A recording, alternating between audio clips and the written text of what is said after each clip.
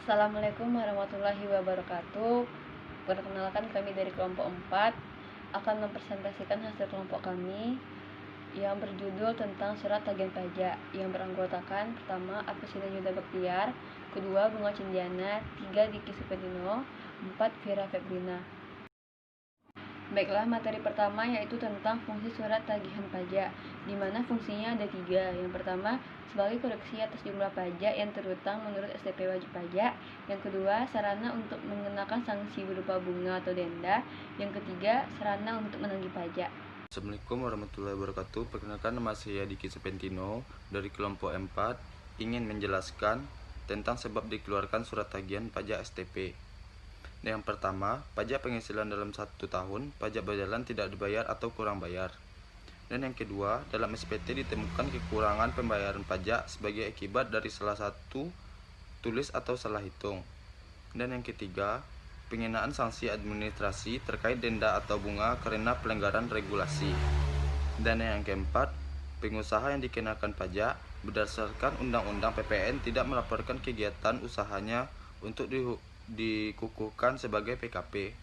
Dan yang kelima, pengusaha yang bukan PKP dengan sengaja membuat faktur pajak, dan sebaliknya pengusaha berstatus PKP sengaja tidak membuat faktur pajak.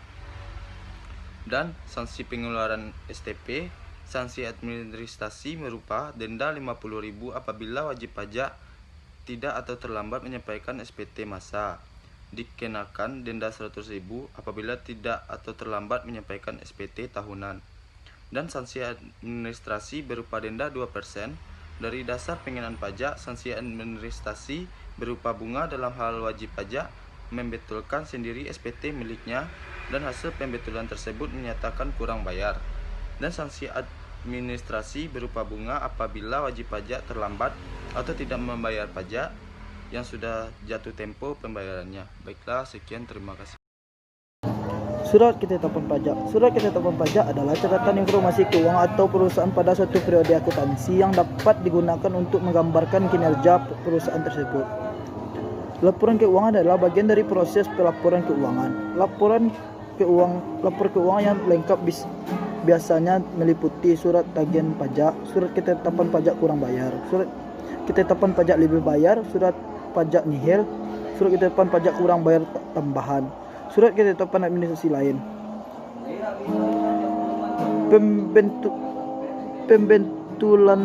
Pembetulan SKP. Persyaratan permohonan pembetulan SKP. 1. Permohonan diajukan untuk satu surat ketetapan pajak atau surat keputusan. Permohonan harus disampaikan ke kantor pelayanan pajak tempat wajib pajak terdaftar dan tempat perusahaan kena pajak dikukuhkan. Permohonan harus diajukan secara tertulis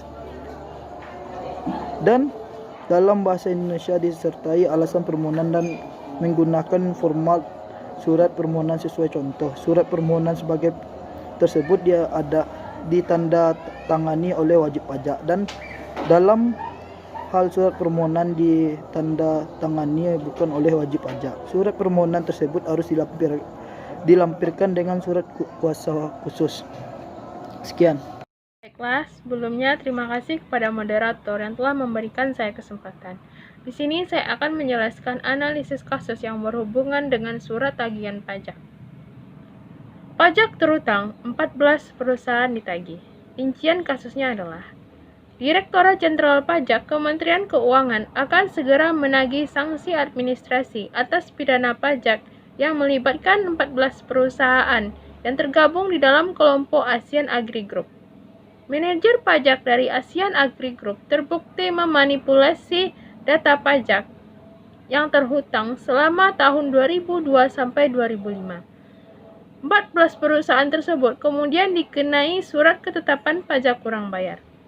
Mengacu kepada putusan Mahkamah Agung atas kasus pidana yang terdakwanya manajer perpajakan dari Asian Agri Group per Januari 2013, di mana telah memanipulasi data pajak pada pajak penghasilan badan dan PPh 26 pada 14 perusahaan selama tahun 2002 sampai 2005.